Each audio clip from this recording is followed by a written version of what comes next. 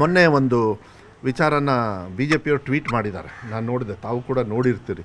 ಏನಂತ, ನಲಿಕಲಿ ನಾವು ಈ ಸತಿ ನಿಲ್ಲಿಸ್ತಾ ಇದ್ದೀವಿ, ಯಾಕೆಂದರೆ ಅದು ಪದ್ಧತಿ ಅದು ಸರಿ ಇಲ್ಲ. ಈಗ ಬೆಳಮಲ್ಲಿ ಅವರು ಅಲ್ಲ, ಅವ್ರು ಬಂದು ಈಗ ಅವರು ಕೂಡ ಸ್ವಾಗತವನ್ನು ಮಾಡಿದರು. ಇಲ್ಲ, ಇದು ಏನು ವಿರೋಧ ವ್ಯಕ್ತಪಡಿಸಿದ್ರು,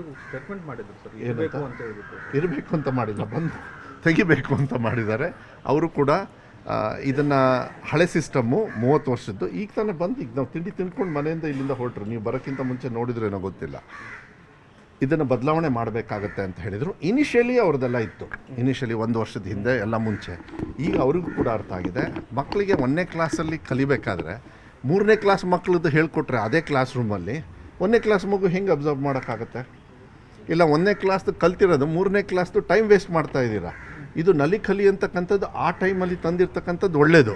ಬಟ್ ಕ್ರಮೇಣ ಅದು ಅನುಷ್ಠಾನ ಮಾಡೋದ್ರಲ್ಲಿ ವ್ಯತ್ಯಾಸಗಳಿಲ್ಲ ಅದು ಅಂತೇಳಿ ನಾನು ಹೇಳೋದಕ್ಕೆ ಹೋಗೋದಿಲ್ಲ. ಆದರೆ ಈ 3 ಕ್ಲಾಸ್ ರೂಮ್ಸ್ನೂ ಕೂಡ ಸಪ್ರೇಟಾಗಿ ಅವರಿಗೆ ಮಕ್ಕಳು ಹೇಳ್ಕೊಟ್ಟಾಗ ಮಾತ್ರ ಅದು ಸರಿ ಆಗ್ತದೆ. ಅದು ಒಳ್ಳೆ ರೀತಿಯಲ್ಲ ಶಿಕ್ಷಣ ಅಂತ ಹೇಳಿ ನಾವು ಮಾಡ್ತಾಯಿದ್ವಿ. ಇದನ್ನು ಏನು ಮಾಡಿದ್ದಾರೆ, ನಲಿಕಲಿ ತೆಗೀರಿ ಅಂದರೆ ಕ್ಲಾಸ್ನೇ ತೆಗಿತೀನಿ ಅಂತಾರೆ. ಇವತ್ತು BJPಯವ್ರಿಗೆ ತಲೆ ಇಲ್ಲಿವರೆಗೆ ಅವ್ರು ಏನು ಅಂದ್ಕೊಂಡಿದ್ರು, 1, 2, 3ನೇ ಕ್ಲಾಸು ಈ ಶಿಕ್ಷಣ ಇಲಾಖೆಯಿಂದನೇ ತೆಗೆದು ಬಿಡ್ತಾರೆ ಅಂಥೇಳಿ. ಯಾರ್ಯಾರು ಟೀಕಾ ಟಿಪ್ಪಣಿ ಮಾಡ್ತೀರಿ, BJPಯವ್ರಿಗೆ ಒಂದು ಹೇಳಲಿಕ್ಕೆ ಇಷ್ಟಪಡ್ತೀನಿ. ಈ 10 ವರ್ಷದೊಳಗೆ ಒಂದು ರೆಕಾರ್ಡ್ ಇದೆ, ನೀವು ಕೂಡ ಅದನ್ನು ಚೆಕ್ ಮಾಡೋದು ಒಳ್ಳೆಯದು. 98,000 ಶಾಲೆಗಳನ್ನು ಕ್ಲೋಸ್ ಮಾಡಿದ್ದಾರೆ ನಮ್ಮ ಭಾರತ ದೇಶದಲ್ಲಿ.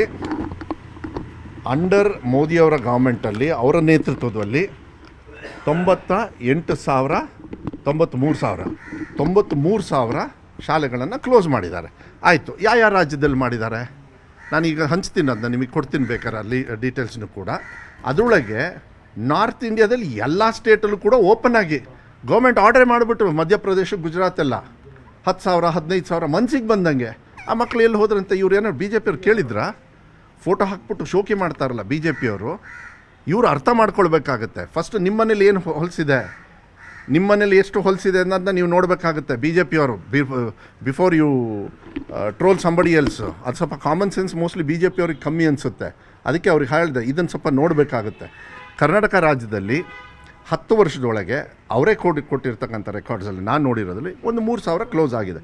ನಾವು ಬಂದಮೇಲೆ ಯಾವುದೇ ಕಾರಣಕ್ಕೆ ವಾಲಂಟ್ರಿಯಾಗಿ ಒಂದು ಶಾಲೆನೂ ಕೂಡ, ನಾನು ಮುಂಚೆನೂ ಕೂಡ ಹೇಳಿದ್ದೀನಿ, ಈಗಲೂ ಕೂಡ ಹೇಳಿದ್ದೀನಿ, ನಾವು ಮಾಡಲ್ಲ. ದಾಖಲಾತಿ ಬಂದಿಲ್ಲ ಅಂದಾಗ ಆಟೋಮೆಟಿಕ್ಕಾಗಿ ಅದು ಇರುತ್ತೆ, ಶಾಲೆ ದಾಖಲಾತಿ ಬರುತ್ತೆ ಅಂತೇಳಿ ನಾವು ಕೂಡ ವಿಶ್ವಾಸದಿಂದ ಕಾಯ್ತಾ ಇರ್ತೀವಿ. ಆದರೆ ಇವರು 98,000 ದೇಶ ಹಾಳು ಮಾಡಿ, ದೇಶನ ಪೀಸ್ ಮಾಡಿ, ಎಜುಕೇಷನ್ ಸಿಸ್ಟಮ್ನ ಹಾಳು ಮಾಡಿ, ಇಲ್ಲದೇ ಇರ್ತಕ್ಕಂಥ ಭಾಷೆನ ಹೇರ್ತಕ್ಕಂಥ ಪದ್ಧತಿನ ತರೋದು ಹೋಗೋದು ಈ ಥರ ಮಾಡಿ, ಆ ಲೋಕಲ್ ಲ್ಯಾಂಗ್ವೇಜಿಗೆ ವ್ಯಾಲ್ಯೂ ಕೊಡದೇ ಇರ್ತಕ್ಕಂಥ ರೀತಿಯಲ್ಲಿ BJPಯವ್ರು ಮಾಡ್ತಾರಲ್ಲ, ಅವ್ರನ್ನ ತೊಗೊಳ್ಬೇಕಾಗತ್ತೆ. ಇದು ತೇಜಸ್ವಿ ಸೂರ್ಯ ಅವರು ನಿನ್ನೆ ಎಂಥದ್ದು ಡಬ್ಬ ಹಿಡ್ಕೊಂಡು ಹೋದ್ರಲ್ಲ, ಎಂಥದ್ದು ರೈಲ್, ಟ್ರೈನ್. ಯಾವತ್ತಾದರೂ ಒಂದು ದಿವಸ ಅವ್ರು ಏನಂದರು, ಇಲ್ಲ ನನ್ನ ಪ್ಲೇನ್ ಮಿಸ್ ಮಾಡ್ಕೊಂಬಿಟ್ಟೆ, ಅದಕ್ಕೆ ಟ್ರೈನಲ್ಲಿ ಹೋಗ್ತಾ ಇದೆ ಅಂತ. ಈ ಥರ ಬುಳ್ಳೆ ಬಿಡೋದಿದೆಯಲ್ಲ, ಇದು ನಿಸೀಮ. ಇದು ನಿಲ್ಲಿಸ್ಬೇಕಾಗತ್ತೆ ತೇಜಸ್ವಿ ಸೂರ್ಯ ಅವರು.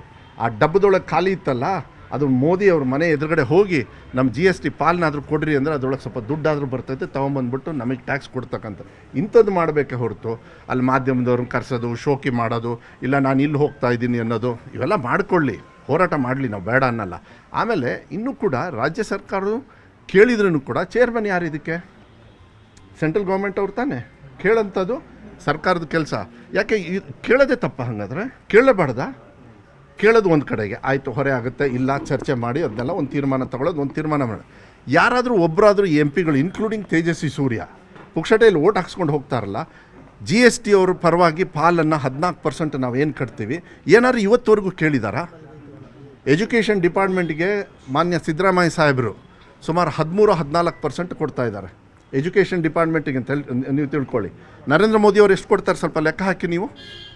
ಸ್ಕೂಲ್ ಎಜುಕೇಷನಿಗೆ ಅಂಡರ್ 1% ಏನೋ ಇದೆ, ಟೋಟಲ್ ಎಜುಕೇಷನ್ಗೆ 4% ಇದೆ.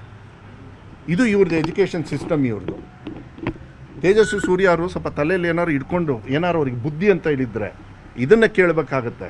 ಕುತ್ಕೊಂಡು ಇಲ್ಲಿ ಶೋಕಿ ಮೆಟ್ರೋದಲ್ಲಿ ಮಾಡ್ತಕ್ಕಂಥದ್ದಲ್ಲ. ಇವ್ರು ಹೇಳ್ತಾರೆ, ಓ ಇಷ್ಟು ಎಂತಾರೋ ನ್ಯಾಷನಲ್ ಹೈವೇನೇ ಇಷ್ಟು 1000 ನ್ಯಾಷನಲ್ ಹೈವೇ. ಮನಮೋಹನ್ ಸಿಂಗ್ ಅವರು ಇರಬೇಕಾದ್ರೆ ಆ ಟೈಮಲ್ಲೇ ದಿನಕ್ಕೆ 25 ಕಿಲೋಮೀಟರ್ ಅಂತ ನಂಗೆ ನೆನಪಿದೆ. ನಾನು ಯಾಕೆಂದರೆ ಅದೆಲ್ಲ ನೋಡಿರ್ತಕ್ಕಂಥ ಪ್ರೋಗ್ರೆಸ್ ಆದಾಗ ಬರ್ತಾ ಇರ್ತದೆ. ಇವ್ರು ಏನಿಲ್ಲ ಇಲ್ಲ ಎಲ್ಲ ನಮ್ಮದೇ ದುಡ್ಡು ಅಂತ ಹೇಳ್ತಾರೆ. ಯಾಕೆ ಜಮೀನು ಯಾರ್ದಂತೆ? ರೈತರ ಜಮೀನು ಹೋದಾಗ ದುಡ್ಡು ಯಾರು ಕೊಡ್ತಾರಂತೆ? ರಾಜ್ಯ ಸರ್ಕಾರದವ್ರು ಪಾಲು ಕೊಟ್ಟು ಆ ಜಮೀನ ಅವರಿಗೆ ಕೊಡೋದಿಲ್ವಾ? ನಾವೇನು ಪ್ರೋಗ್ರೆಸ್ ವಿರೋಧಿಗಳ? ಒಟ್ಟು ಏನಂದರೆ ಜನರಿಗೆ ಹಾದಿ ತಪ್ಪಿಸ್ತಕ್ಕಂಥ ವ್ಯವಸ್ಥೆಯನ್ನು ಎಲ್ಲ ಮಾಡ್ಕೊಂಡು ಹೋದರೆ, ನಾನು ಹೇಳ್ತಾ ಇದ್ದೀನಿ, ದೇಶ ಒಂದು ಗಂಡಾಂತರಕ್ಕಂತೂ ಕಾದಿರ್ತದೆ.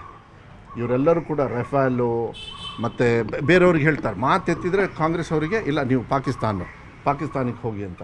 ಯಾಕೆ ಪಾಕಿಸ್ತಾನಿಗೆ ಹೋಗಿ? ಏನು ಪಾಕಿಸ್ತಾನ ನಾವು ಇಟ್ಕೊಂಡು ಓಡಾಡ್ತಾ ಇದ್ದೀವಂತ ಇಲ್ಲಿ? ಇದೆಲ್ಲ ಪದ್ಧತಿ ನಿಲ್ಲಿಸ್ಬೇಕಾಗತ್ತೆ. ಈ ಥರ ಡೋಂಗಿ ಏನು ಈ ಮೆಟ್ರೋಲ್ ಓಡಾಡ್ತಕ್ಕಂಥದ್ದು ಪದ್ಧತಿಯನ್ನು ಬಿಟ್ಟು ಪಾರ್ಲಿಮೆಂಟ್ ನಡೀತಾ ಇದೆ, ಮರ್ಯಾದೆಯಿಂದ ಅಲ್ಲಿ ಹೋಗಿ ಸ್ವಲ್ಪ GSTನ ಕೊಡ್ತಕ್ಕಂಥದ್ದು ತೊಗೊಳ್ಬೇಕಾಗತ್ತೆ. ನಿರ್ಮಲಾ ಸೀತಾರಾಮ್ ಅವರು ಶ್ರೀಮತಿ ನಿರ್ಮಲಾ ಸೀತಾರಾಮ್ ಅವರು ಗೆದ್ದಿರೋರು ಕರ್ನಾಟಕದಿಂದ ಅನ್ನೋದನ್ನ ನೆನ್ಪಿಟ್ಕೊಳ್ಬೇಕಾಗತ್ತೆ. ತೇಜಸ್ವಿ ಸೂರ್ಯ ಅವರು ಇದನ್ನು ಹೋಗಿ ಅವ್ರ ಮನೆ ಎದುರುಗಡೆ ಹೋಗಿ ಹೇಳಿದರೆ ಅಟ್ಲೀಸ್ಟ್ ಒಂದು 4 ಕಾಸಾದರೂ ಬರುತ್ತೆ. ನಾವು ಬೆವರು ಸುರಿಸಿ ನಮ್ಮ ರೈತರು, ನಮ್ಮ ಕೂಲಿ ಕಾರ್ಮಿಕರು ಎಲ್ಲದಕ್ಕೂ ಇಡ್ಲಿ ತಿನ್ನೋದಕ್ಕೂ GST ಕೊಡ್ತಾರೆ, ಮೊಸರಿಗೂ GST ಬೇಕು. ನೀವು ಈಗ ಬಂದ್ರಿ ಅಂದರೆ ನಿಮ್ಮ ಪೆಟ್ರೋಲಿಗೂ GST, ಎಲ್ಲದನ್ನೂ ಅವ್ರು ಹೊತ್ಕೊಂಡು ಹೋಗ್ತಾರೆ. ಕೊಡೋದೆಷ್ಟು? ಬೇರೆ ರಾಜ್ಯದವ್ರಿಗೆ ಕೊಡಬೇಡಿ ಅನ್ನೋದಿಲ್ಲ, ನಾವು ಕೊಡಿ ಬೇರೆ ರಾಜ್ಯದವರಿಗೆ. ಅವರು ಈ ನಮ್ಮ ಫೆಡ್ರಲ್ ಸಿಸ್ಟಮಲ್ಲಿ ಅವರಿಗೂ ಕೂಡ ಕೊಡಬೇಕು.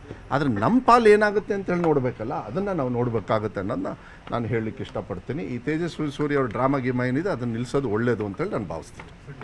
ನಿರ್ಭೀತ, ನಿಷ್ಪಕ್ಷಪಾತ, ವಿಶ್ವಾಸಾರ್ಹ ಸುದ್ದಿಗಳಿಗೆ ಮತ್ತೊಂದು ಹೆಸರಾಗಿರುವ News18 ಕನ್ನಡ ಈಗ ಆಪ್ನಲ್ಲೂ ಲಭ್ಯವಿದೆ. ದಯವಿಟ್ಟು ಇಲ್ಲಿರುವ QR ಕೋಡ್ ಅನ್ನು ಸ್ಕ್ಯಾನ್ ಮಾಡಿಕೊಂಡು ಆಪ್ ಡೌನ್ಲೋಡ್ ಮಾಡೋದಕ್ಕೆ ಮರಿಬೇಡಿ. ನಿಮ್ಮ ಬೆಂಬಲ ಹೀಗೆ ಸದಾ ನಮ್ಮೊಂದಿಗಿರಲಿ. ಧನ್ಯವಾದ.